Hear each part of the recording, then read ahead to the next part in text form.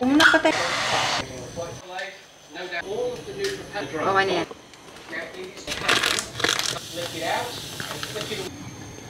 So, ano mangyayari? Actually, hindi po namin alam kung paano magluto ng biko. So, 3 ingredients lang meron ako. Yung coconut, rice, sticky rice, at saka sugar. So, I'm stuck with this boiling procedure. And I don't know kung kailan ko siya ilalagay. Kaya, tignan natin ano mangyari. Very gently. Yeah. And then